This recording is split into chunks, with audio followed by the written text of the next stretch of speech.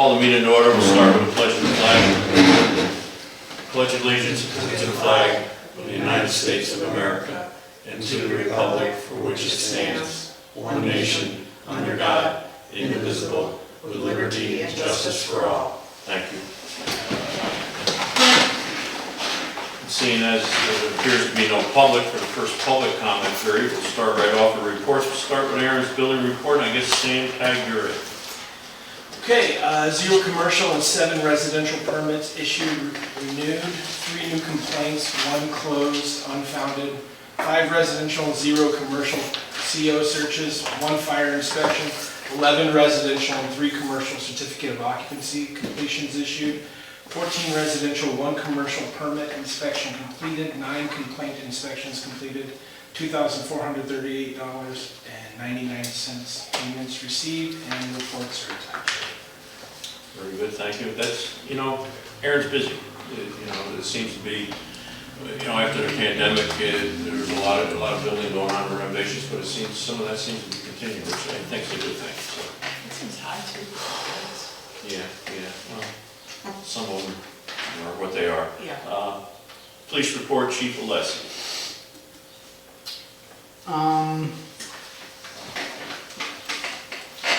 Shay is about 50% done with her field training. Mason has started her field training. The goal for both of them, Mason's has already working on the road, so goal for both of them would be somewhere around fair time for them both to be kicked loose on their own. But that'll depend on how they progress through the field training process. Increase in both pedestrian and traffic complaints. So I've been getting more and more calls about speeding, which is not uncommon. Weather gets nice, people put the windows down and drive faster. And I'm also getting complaints about pedestrians walking out into the middle of the road.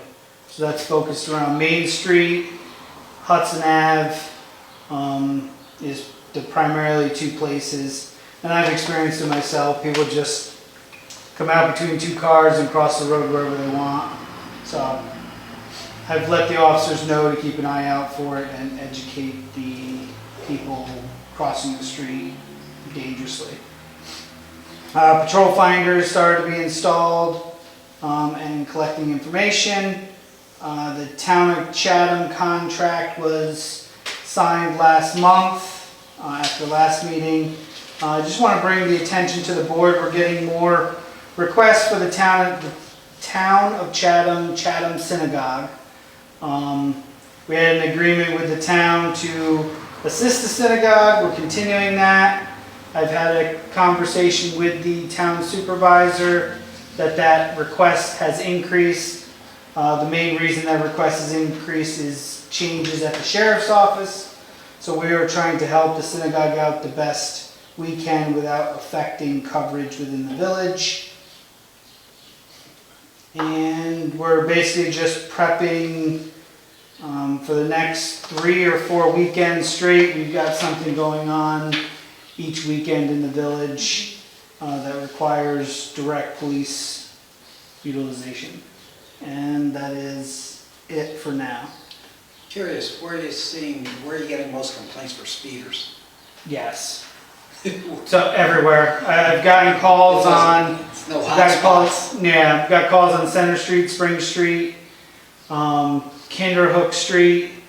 I had a call on Church Street, and I had a call on Mill Street again. But some of those are perception. But yeah, we're getting increase. Yep. Any other questions for Joe? Hearing none, Chief Barnes. Everybody has my written report with just a couple of items. Manpower situation, we could always use more, but it seems pretty consistent, static right now. We are getting ready to put 3 newer members through interior fire school coming up this summer. So that will be a huge added benefit. That's our biggest trouble is, once we take members in, is getting them through these state level classes, which are very enduring. They just take weeks on weeks. So it's a lot for volunteers to get through. But we're sending 3 more this summer. We just took a new transfer in, I believe it should be on the agenda. We voted him in last Wednesday. He's a new member to Chatham, previous member elsewhere. Comes fully certified, so that's a huge benefit. And we're about, this month probably, we'll take in another transfer who's fully certified. So that'll be huge. So manpower's good.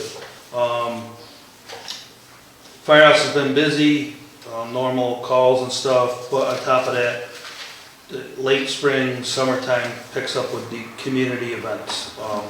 Parades, festivals, stuff, requests for, fire prevention stuff at it, Summerfest and street festivals and things, the school. So once again this year, our community has been blessed and lucky to have a very good athletic varsity sports team. So for the 5th year in a row, we're getting pretty good at these. We've been holding these send-off parades to help celebrate our community youth athletes. So this week, the varsity softball team will be going to Binghamton to represent Chatham and all of Section 2 for varsity softball. So Thursday morning, we'll do a send-off parade. Fingers crossed things go well. Maybe we get to do a welcome home parade. So that's this week. What time is that parade? It's going to be between 11 and 11:30. Probably leave the school closer to 11:30. We'll go down Woodbridge, out Kinderhook, and send them to Binghamton. It's become a very popular thing. We started it 5 years ago when the boys first went, and as with the graduation parade, which will be coming up, once you start one of those things, it's very tough to get out of. So, not that I want to, they become very popular. And it's a lot of work behind the scenes. It is a lot of work, but it's worth it. It's amazing when I just saw it posted, and it really is. It just, even though I'm not part of that network, just to see that in the community, it just It draws makes me everybody really up. proud. So thank you. I know it's a lot of work. They are, but it's worth it. I mean, Yeah. these kids work hard for years, and to represent our community like the boys and girls have the last 5 years. There are communities and schools who go an entire generation and never get to do something like this, and so it's something, in my opinion, that the community needs to celebrate. It's a big deal. So then graduation, there's the other event at the end of the month. On graduation, I think it's all approved, but we'll do the normal graduation parade. That John and I started the year COVID hit, and it just stuck, and I don't think it's something we'll ever get out of. The kids actually ask for it every year when they're planning graduation. They would rather nix other stuff as long as they can have the parade. So we'll do that. The beauty of that is we've had 20-somethings that graduated a number of years ago come back and said, I haven't forgotten. So their memories, and it's community, it's a small community, so that's something they take with them for their entire life, so it's good stuff. So I think that's about it for now. The rest of the stuff's in the report. I just want to touch base on something. Maybe we need to do a resolution, but there was a member who was taking it from hook and ladder, and we could do it at the tail end. And I know you didn't get a letter, Oh, you should have. No? but, I sent it. yeah, so, well, you had it in your report. I put it in the report, but I sent the letter. Okay, so we'll act on it, just don't let me forget that at the time, Okay. okay? DPW report, somebody want to do that? Sure. Go ahead, Ralph. So, in Phil, Highway Department, they planted 2 maple trees along Main Street this past week. They've been working on the village circle. I know I've seen Desiree, Trish out there planting and working working away on all the beautiful flowers and stuff, so they've been doing a great job. We got 4 new trash receptacles along Main Street. They've got a budget for purchase of a new mower. And hopefully, because the older one is 5 years old. Okay. An 11-year-old one too. Yeah. They're doing the water meter upgrades, they're continuing that throughout the village. And Labella has been out there with their subcontractors doing test drillings for the new backup water system. And they're really having good results. I was actually, happened to be out there with Phil the other day and talked to the guy, and they were really finding some good water that is not going to affect our main well. They think it's just around 30 to 50 feet down there. They've really seen some good test results from those test wells. So hopefully it all works out for us on that. And the exciting part is they're doing the grease trap inspections. That's always a fun thing for the village. And then the pump station, the sewer pump station, the equipment there is really old, and the control panels and everything. So right now, they've got a replacement control panel that's going to cost them about $30,000. I think it's in tonight's report for approval. Yeah, there it is, $39,000. So that's the problem. The pump station that we have out there is very old, and it gets a lot of work. So they got parts in there that need to be replaced that are broken down, and basically they can't replace them because they're out of date. And that's basically it from Phil. We just add a little asterisk to the drilling project out there, because something I did for a lot of years, and I happened to show up on a Friday when it was 90 degrees at 2 o'clock in the afternoon. And the drilling rig shut down, and 2 people are sitting under a shade tree enjoying themselves from Ohio. I called Ted Donner and I said, I'm not here to rat anybody out, but what are we paying for here? Well, come to find out, the drill rig operator had a immediate death in Ohio and had to leave the scene. The other 2 individuals were staying for the weekend, but the point I wanted to drive home to Ted, and he says, you're right on this, there's an extra set of eyes out there. This particular segment of the drilling is costing us $80,000. And while we've got good results to this point, I want to make sure we're getting what we're paying for. And so that message was sent. Ted got back to me a number of times, very apologetic, which wasn't on him, but they're overseeing the job. And if they don't see people sitting under a shade tree at 2 o'clock on a Friday, because I know what I used to do on a job site. 2 o'clock on a Friday afternoon. So anyhow, they're doing good, and there's good results, so I think that's going to pay dividends down the road, as Ralph said. All right, I need a motion to approve the minutes of May 11th, 2026 regular meeting. Motion. In a second. Second. Okay, I need a motion to approve the budget actuals 2026 May. Motion. Motion. In a second. Second. Okay, we're going to move on to new business. I'm not going to read all of these because obviously they're all been posted. There's nobody here from the public. Resolution 89 to approve the permit application for use of municipal facilities, High Street, by Payne AME Church. They filled out all the appropriate paperwork. Can I get a motion? Motion. In a second. Second. Okay. Resolution 90 to authorize the mayor to sign the indemnification agreement, hold harmless, regarding the Payne AME Church. Can I get a motion? Motion. In a second. Second. Resolution 91 to authorize the mayor to sign an indemnification and hold harmless between the Village of Chatham and Hudson Police Department for use of the hospital vehicle barriers during a Flag Day event. Can I get a motion? Motion. In a second. Second. Resolution 92 to approve the DPW emergency purchase of a pump station control system from Emos Metro in the amount of $39,307 per the quote dated May 8th. Can I get a motion? Motion. In a second. I just want to back up, because through our procurement policy, there are provisions on how to do this and when to go to bid, when not to. Phil felt this was an emergency because had this one unit go down today, the whole lower end of the Village of Chatham has no sewer. So I asked him to move it on an emergency purchase. All in favor? Aye. Aye. Resolution 93 to approve the DPW purchase of a Kubota zero-turn from Salem Farm in the amount of $18,251. It's per the Sourcewell contract. Can I get a motion? Motion. A second. Okay, we'll move to 94 to approve the use of capital equity line fire building funds in an amount of $7,210 to cover invoices submitted to BBG Realty, American Test Center, Rock Service Repairs, Safety First Equipment from May 2026 in relation to building specifications and needed truck testing done by the fire department, which were applied to budget line 34104. Can I get a motion? Motion. And a second. These were all budget year-end things where the fire department came up a little short on some of the maintenance lines. They had to have this equipment maintained. And we have a reserve of $25,000 for the building study. Out of that also came that appraisal, which was part of this motion. All in favor? Aye.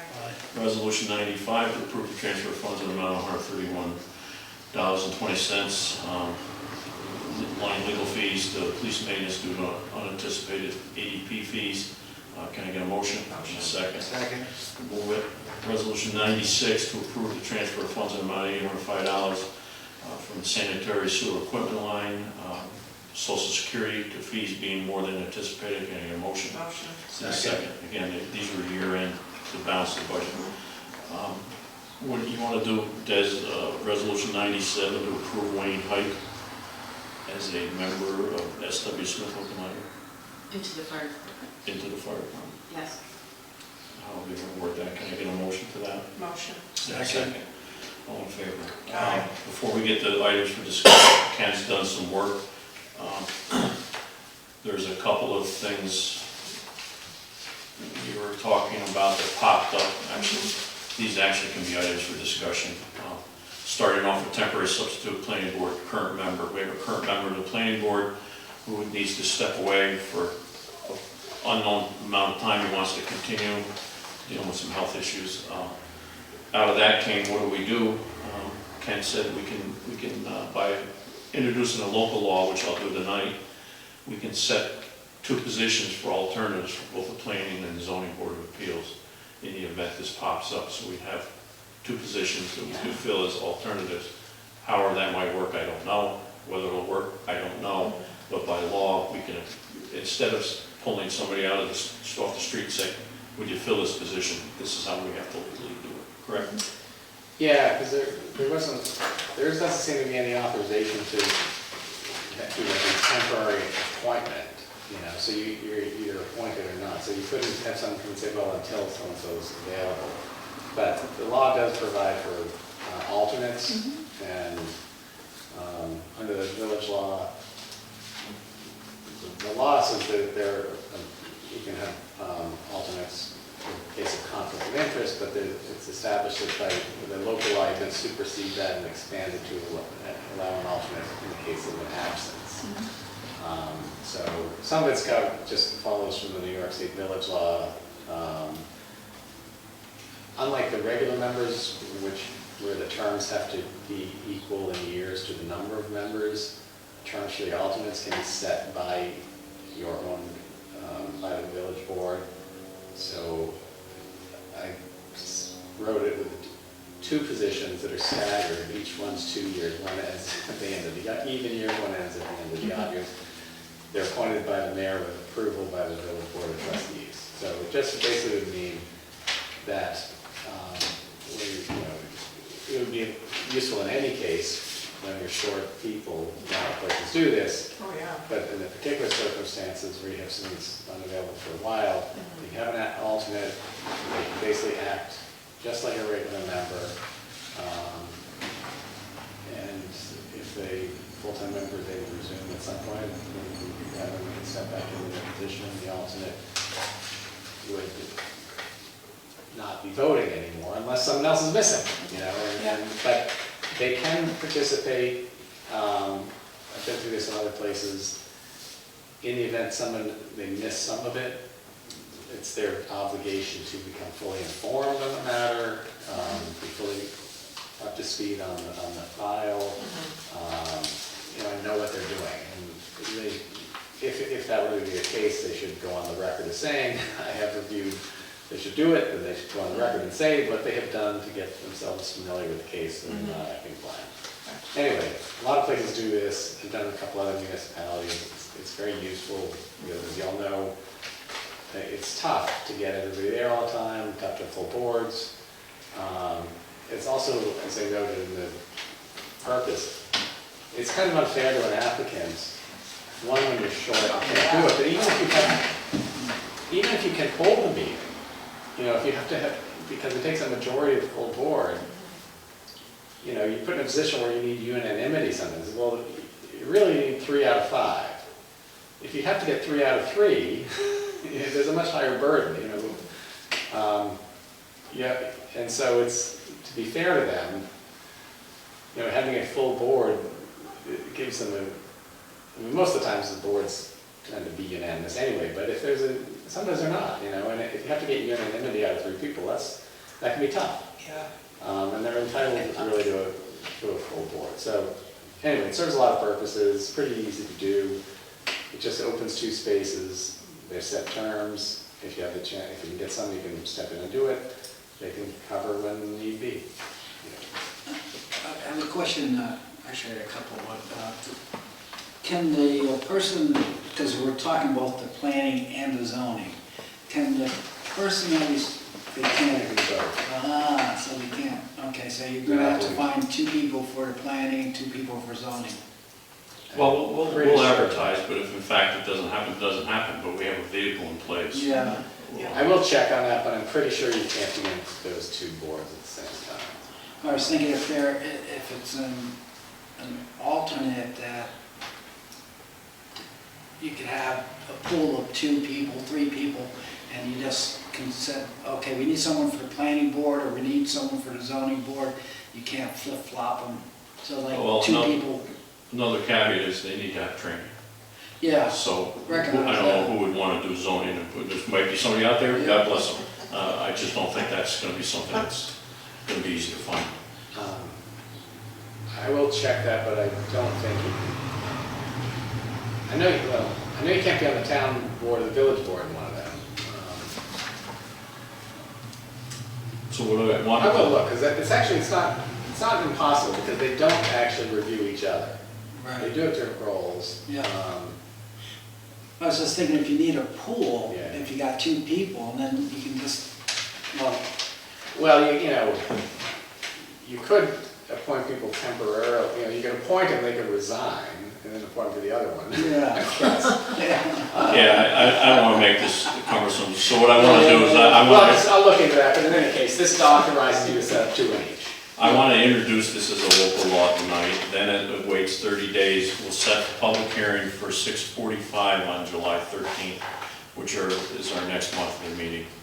And we'll have a public hearing, which has to be advertised all this thing. We can discuss it further at that point. And between now and then, we can look at some of the dynamics of, you know, how do we advertise, who we looking for, and then Ken can kind of flesh out what you're talking about. Maybe one person can do both. Quite frankly, I don't have people running through the doors here signing up. You recognize that. As you understand. The next item was shared equipment municipal agreement. We've had some conversations going back between Ken, Joe, myself. It basically revolves around the hazard mitigation barriers, which the city of Hudson's used a couple of times. They're going to be using them again this week.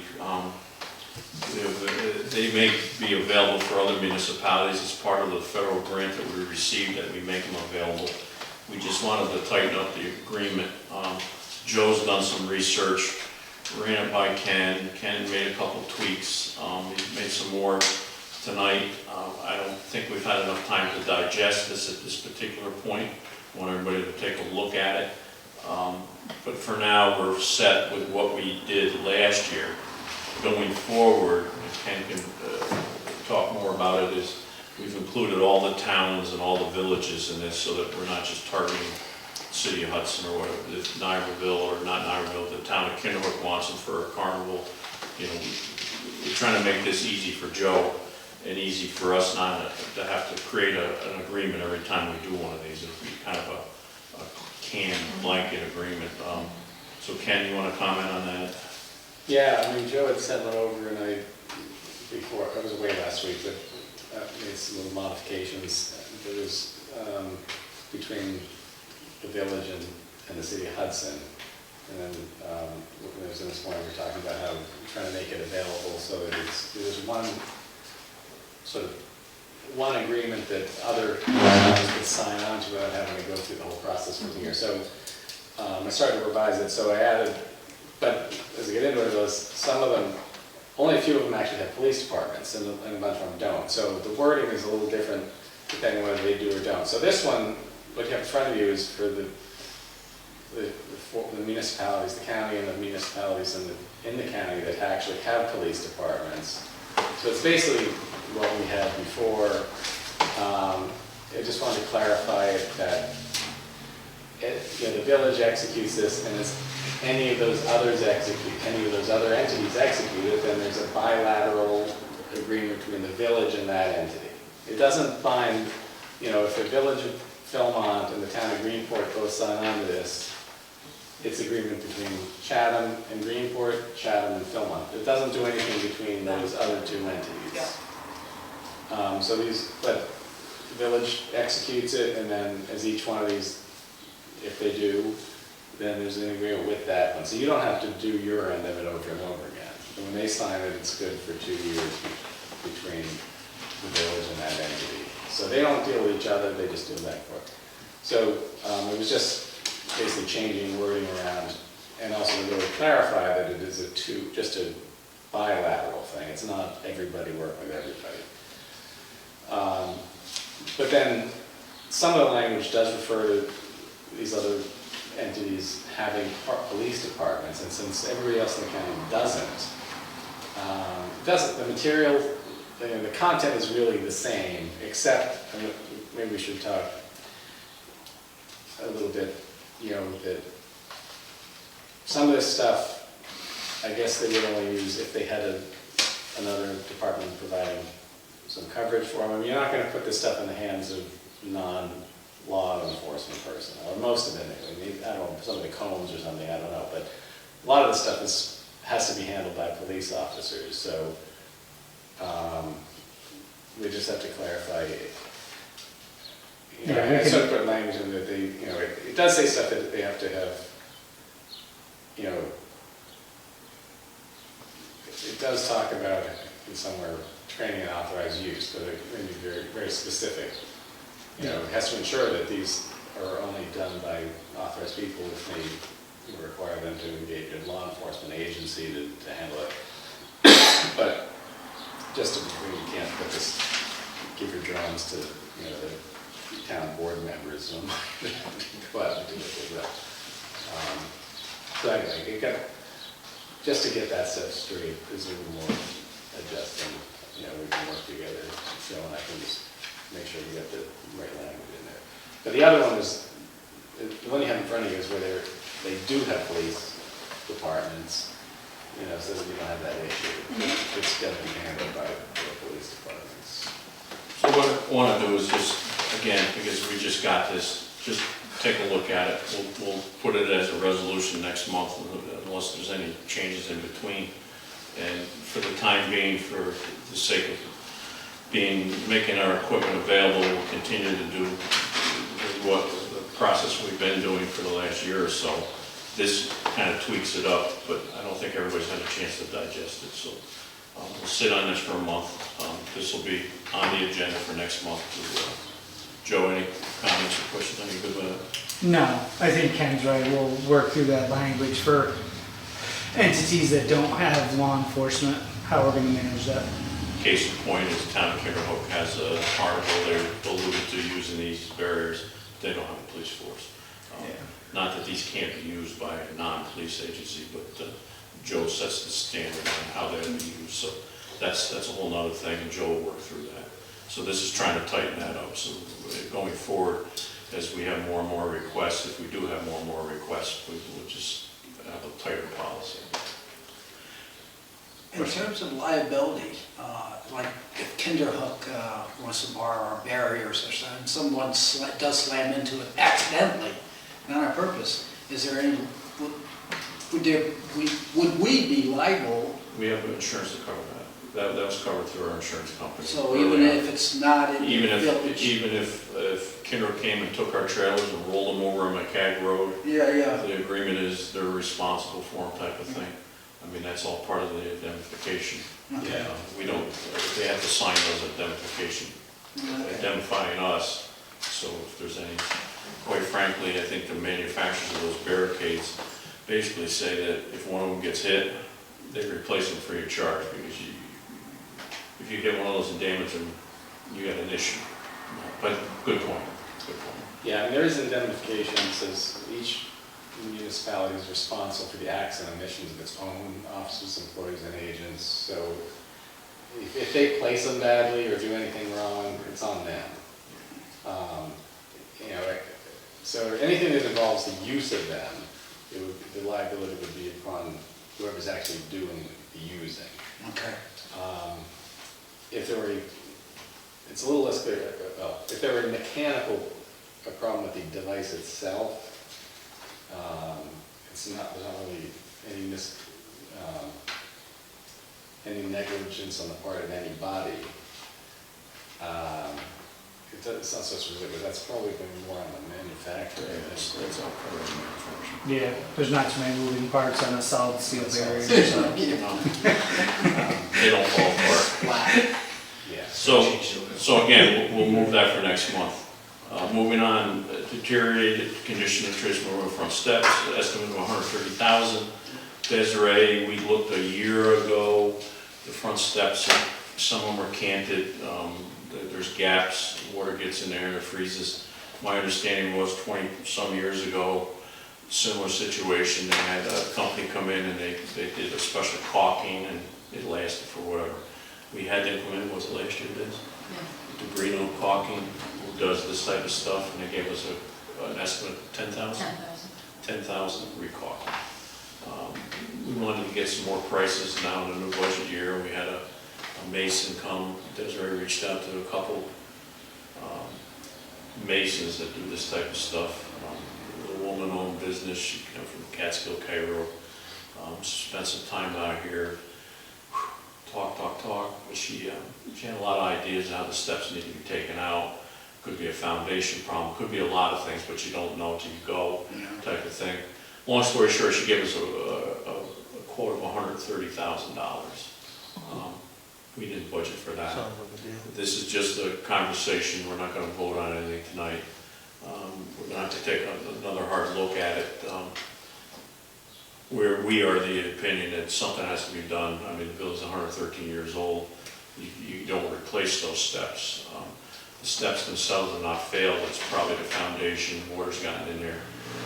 And this person may very well be correct. If you know anybody that's got a better flavor for it, we'd like to get a couple more different opinions to take a look at it before we formulate a plan to move forward. I did talk to Ted Donner on Friday from Labella's.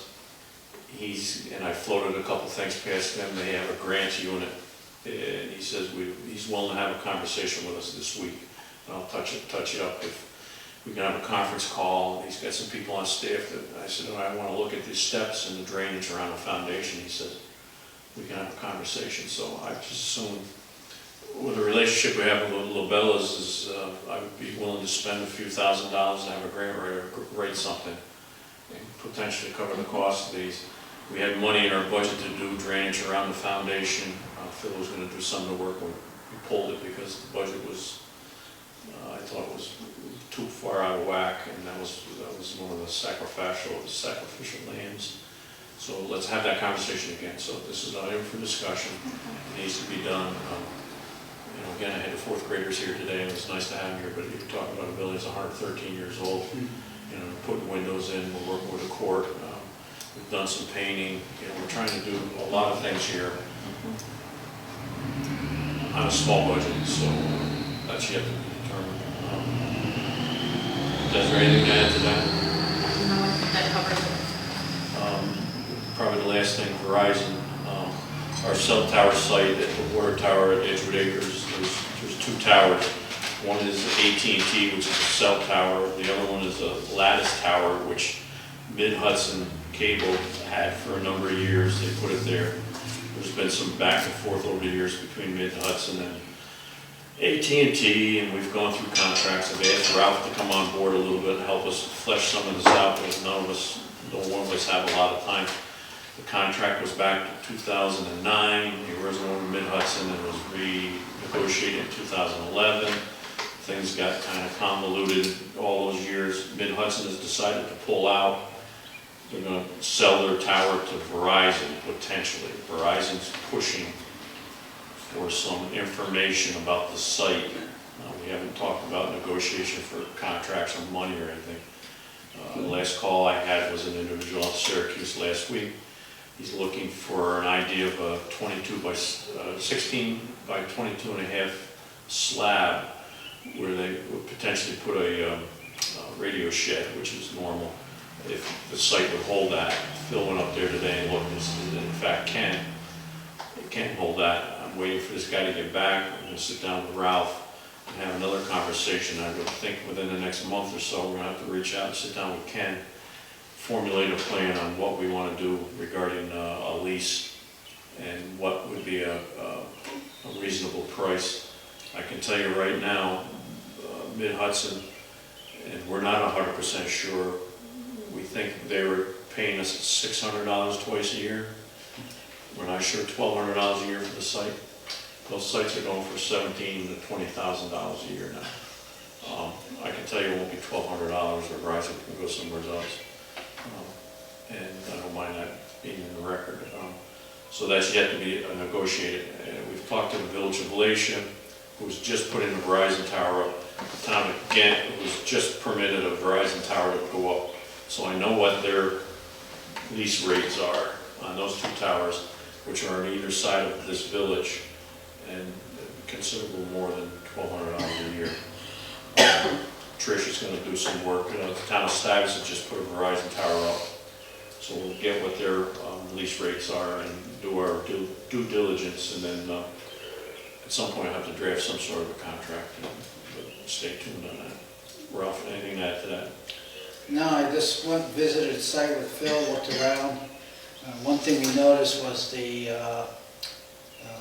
generator and the propane tank. The propane tank is gone, the generator's been disconnected, and the tower for the Mid-Hudson cable, all the lines have been cut to that tower, the power and everything. And we were kind of curious when that happened, but it looks like they've been just kind of, both Verizon and Mid-Hudson Cable, not Verizon, I'm sorry, AT&T, are making some changes. AT&T is just going to battery packs. They're just going to remove that generator, I suspect, because the propane tank is now gone. And I suspect when Verizon comes in, it'll be battery racks of batteries also. So we'll see what happens, but it's a chance for, we have a tower there and might as well rent it out. AT&T, hold on one second. What's AT&T? You fleshed it out quick. What do we figure annually we're getting from them? About a little over 20 annually. Yeah, so that's AT&T, Eric. Can I ask a question? So if that's the case, how does that affect our paging system and siren? Right now, we'll have to take a look at that. I'm not 100% sure. Because if they remove the generator, that's what powers our backup radio, right? But they got battery packs. They have, they're all doing away with the generators because of their maintenance issues. So they're putting these racks of batteries in. They're good for about 5 years. It gives it enough. But we just got to confirm that they'll tie them into our system too. Yeah. And I have to believe it's. Because forever that generator's been our backup generator too. So I'll check on that. That's AT&T, the AT&T portion, correct? Right. I believe that's in the continental contract. Yeah. There, I think it stipulates in there. Yeah. Right. I'll take a look at that. I think they had 2 racks of batteries in that building. All right, anything else for tonight?